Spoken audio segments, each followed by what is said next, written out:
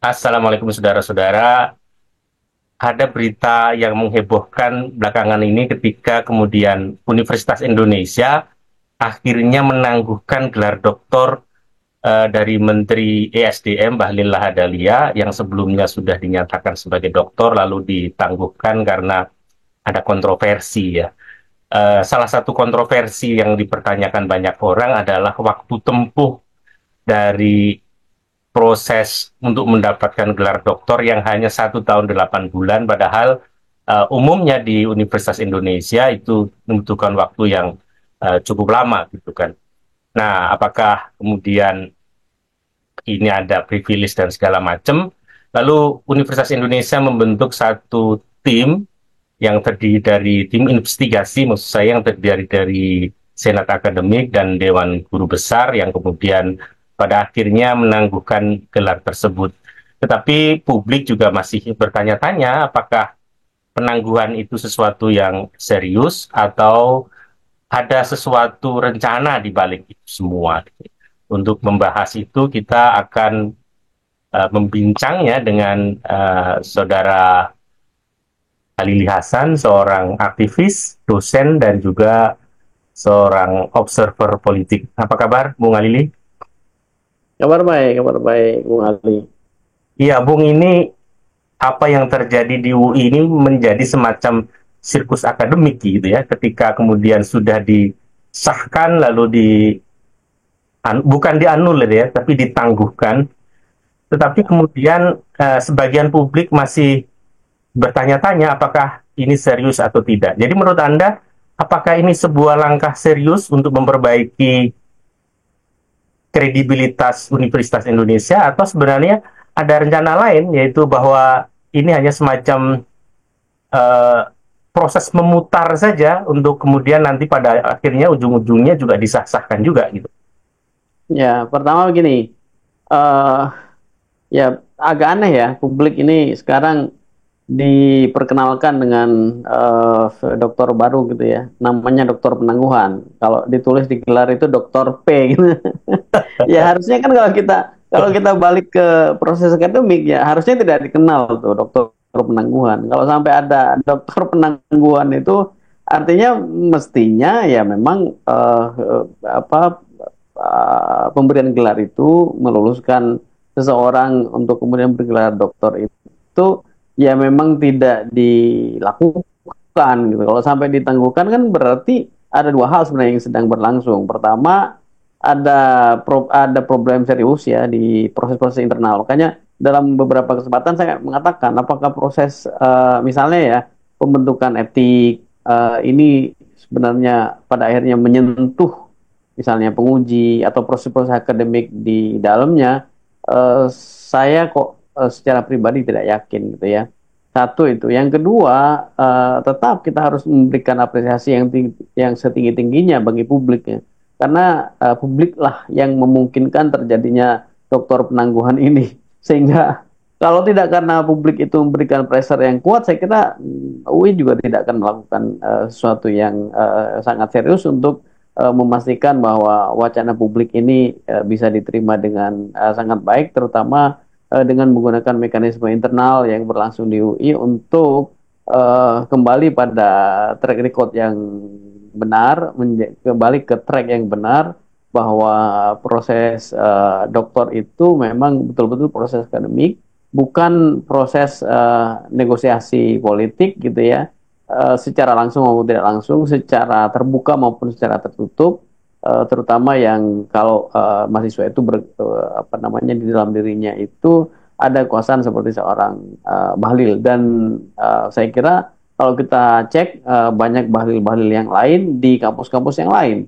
Ini ujian serius bagi perguruan tinggi untuk memastikan bahwa perguruan tinggi itu tidak bisa diintervensi oleh kekuasaan politik seseorang gitu ya. Tapi kalau balik pada pertanyaan Bung Ali tadi, apakah kita melihat bahwa itu sesuatu yang serius? Menurut saya ya tidak gitu ya.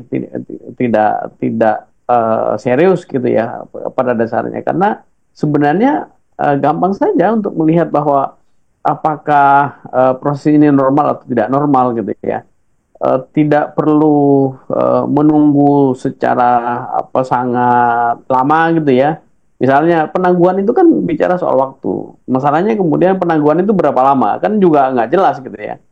Penangguhan itu ya diambangkan saja. Intinya yang bersangkutan sampai detik ini dianggap sebagai doktor, tapi pemberian gelar doktornya itu ditangguhkan sampai pihak kampus itu menemukan sesuatu yang barangkali itu bisa apa namanya memproses ulang gitu ya apa yang secara akademik mesti dilakukan oleh yang bersangkutan.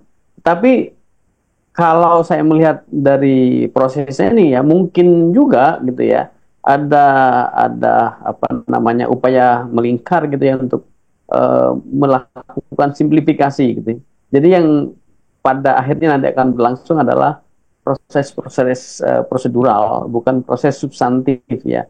Karena kalau melihat dari sisi substansi ya 1,8 tahun itu juga sudah problematik gitu ya.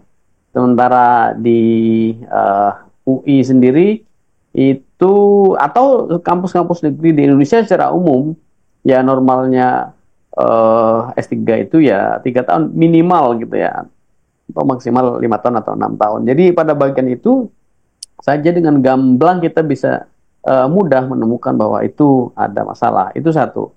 Yang lain selain soal durasi, ada begitu banyak keluhan ya substantif. Misalnya Jatam itu kan sudah mengeluarkan surat gitu yang menyampaikan intinya keberatan. Dia sebagai informan yang dicatut gitu ya di dalam disertasi itu ya mereka tidak betul-betul menjadi informan kecuali beberapa informasi yang mereka produksi di luar itu sebagai bagian dari apa yang kemudian dijadikan sebagai sumber gitu ya oleh Bahlil dan pada bagian itu tentu saja kita bisa bilang disetujui oleh pembimbingnya gitu ya kira-kira begitu sehingga keluhan-keluhan yang sifatnya substantif itu sebenarnya sudah lebih dari cukup menurut saya untuk membatalkan, bukan menangguhkan.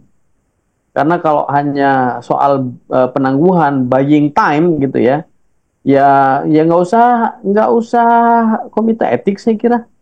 Dewan Guru Besar itu Jadi dengan jangan-jangan ini buying time ini untuk meredam kontroversi di publik sampai kemudian publik lupa bahwa ada persoalan substantif yang harus dilalui. Jadi seperti yang kita singgung di awal bahwa ini sebagai sebuah basa-basi prosedural yang kemudian secara prosedural pula ini kemudian dipangkas gitu. Dan intinya adalah untuk meredam kontroversi di publik sampai segala sesuatunya dingin lalu baru kemudian dikeluarkan satu keputusan atau satu putusan yang melegitimasi atau membuka kembali penangguhan itu. ya saya kira dengan penggunaan term penangguhan saja kelihatan sekali bahwa ini buying time sesungguhnya gitu ya. Ini soal bagaimana mereka kemudian melihat momentum gitu ya.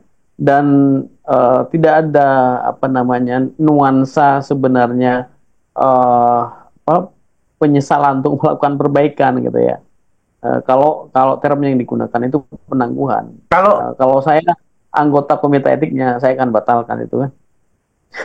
ya, kalau Masalahnya kalau untuk memastikan bahwa proses ini menjadi serius, apa yang harus dilakukan? Kan ada elemen netizen yang berpengaruh terhadap proses penangguhan ini, lalu ada sivitas akademika dari UI sendiri yang barangkali punya kepentingan untuk menjaga marwah dan kredibilitas lembaga. Apa yang harus mereka lakukan untuk menjaga agar ini benar-benar tetap berada pada real yang semestinya? ya tentu kita pertama mengapresiasi ya. Ada dua hal ya. Pertama kita apresiasi pada kesungguhan UI untuk merespons apa namanya public noise gitu ya, partisipasi publik, kericuan di publik itu ke suara-suara nyaring di publik itu kan sudah sangat kencang gitu dan dalam beberapa waktu saya kira dalam beberapa waktu itu yang mendorong UI untuk melakukan suatu satu ya. Yang lain kita juga apresiasi ya tetap saja kita harus apresiasi pendekatannya bahwa pendekatan UI itu sangat positivistik, itu iya menurut saya gitu ya.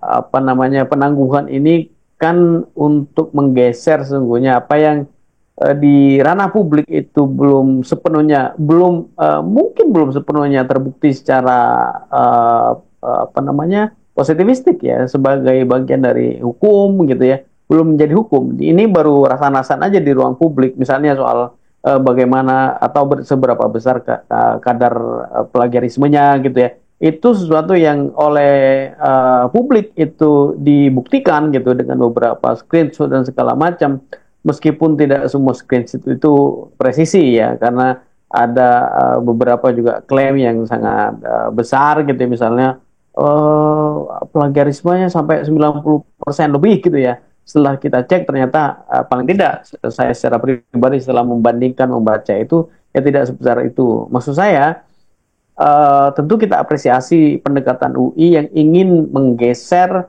rasa-rasan publik itu ke ranah yang lebih formal, yang lebih positivistik gitu ya, yang itu mengikat secara hukum. Kita harus apresiasi itu. Pada bagian itu kita mesti tekankan bahwa ya pada akhirnya komunitas publik ini, komunitas akademik terutama secara khusus, itu yang harus terus memberikan perhatian pada dinamika yang ada terkait dengan Bahlil ya. Karena kita tahu bahwa Bahlil itu bagian dari rezim, di dalam dirinya itu ada kuasa politik, di dalam dirinya itu ada begitu banyak apa namanya uh, sumber daya untuk diperdagangkan pada dasarnya gitu ya, dan itu yang menurut saya harus diantisipasi. Makanya publik harus terus menyoroti gitu ya, bahwa case ini tidak boleh kemudian hanya menjadi semacam negosiasi politik hukum untuk pada akhirnya memuluskan agenda untuk mendoktorkan Bahlil ini. Saya kira begitu, Bang Kalau Mas. kemudian ini hanya akhirnya menjadi laundry saja dan mesin cuci bagi seluruh proses yang ada, ini akan punya potensi terhadap kepercayaan publik terhadap lembaga akademis sebesar Universitas Indonesia. Kalau saja akhirnya kita tidak tahu apa yang akan diputuskan oleh lembaga yang berwenang itu nanti, tetapi kalau kemudian akhirnya mendoktorkan Bahlil itu terjadi atau mengesahkan doktornya Bahlil itu terjadi, apakah perlu ada semacam uh, audit independen gitu? Karena kalau kita lihat kan dari tadi yang kita coba uh, apa namanya gali adalah ada kemungkinan-kemungkinan sebaliknya. Gitu. Perlu nggak audit independen jika Uh, pada akhirnya begitu? saya kira sebelum kita bicara soal perlu tidak, eh, penting saya kira untuk menghitung mungkin tidak. Karena kalau kita bilang perlu, perlu, perlu, tapi sebenarnya dari sisi apa namanya konteks gitu ya, ekosistem akademik atau tarik-narik politik yang terjadi itu tidak dimungkinkan, ya mestinya ya menjadi tidak terlalu penting audit independen itu. Kita mesti kembalikan ke UI sendiri. Saya kira tidak butuh audit independen itu. Dan kita tidak secara spesifik ingin mengatakan bahwa Bahlil itu layak atau tidak layak, bukan soal itu. Yang kita sedang persoalkan adalah ada iklim akademik yang coba diintervensi oleh kekuasaan, gitu ya, dengan apa namanya, dengan semua otoritas yang melekat pada dirinya, baik secara ekonomi maupun secara politik. Karena kalau kita lihat peta besarnya, kita coba lihat case ini dari helikopter view gitu ya. Ya, soalnya banyak, bukan hanya soal-soal ini gitu ya. Hmm. Ada soal yang lain, misalnya ketika seorang guru besar itu dibatalkan guru besarnya, dicabut oleh Menteri Pendidikan, tapi kemudian diangkat menjadi kepala badan. Itu kan soal itu. Dan itu Hmm. terjadi gitu di Republik ini. Satu. Yang lain contoh yang kita ingin kedepankan, yang sebenarnya berkenaan juga dengan ini adalah misalnya gelar yang Doktor Honoris Causa ya, HC Honoris Causa, bukan Humoris Causa ya, yang kita bisa tertawakan itu. Saya sebut misalnya Raffi gitu kan, ini saya sebut karena publik juga sudah sudah banyak Betul. memberikan catatan soal ini gitu ya. Dan dokter honoris causanya kan dipersoalkan itu kan. Dan ya ternyata dalam tanda petik itu abal-abal. Dan kemudian kementerian dalam hal ini Kementerian Pendidikan Kebudayaan dan Ristek waktu itu zaman Nadiem gitu ya, itu mengatakan bahwa dia tidak mengakui gelar doktor honoris causanya Raffi Ahmad gitu ya.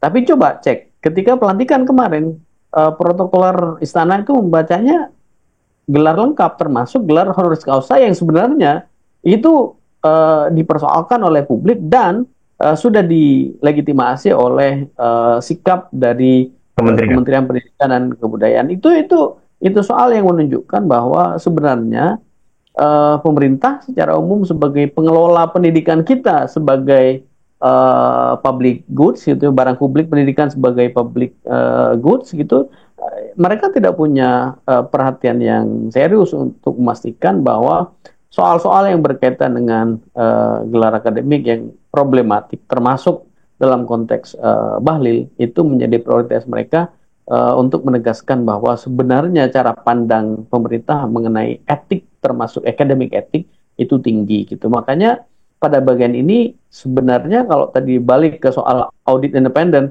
ya audit itu barangkali tidak dibutuhkan karena sebenarnya kalau pihak perguruan tinggi itu sudah secara firm itu mengacu sepenuhnya pada regulasi yang ada di perguruan tinggi itu tanpa harus mencampur adukan dengan siapa dia, apa otoritas dia, apa kekuasaan dia, apa jabatan dia.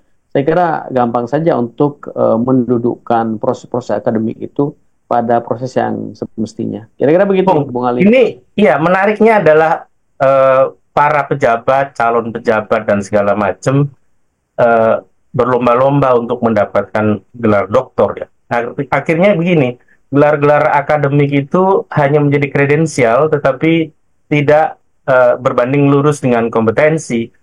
Dari sisi sosiologis, kenapa orang membutuhkan gelar-gelar itu? Apakah memang publik lebih mengapresiasi gelar-gelar seperti itu atau seperti apa? Kemudian sehingga kemudian orang tergila-gila dengan gelar honoris causa, doktor ini, doktor itu, profesor itu, seperti itu. Apa yang Anda lihat di masyarakat?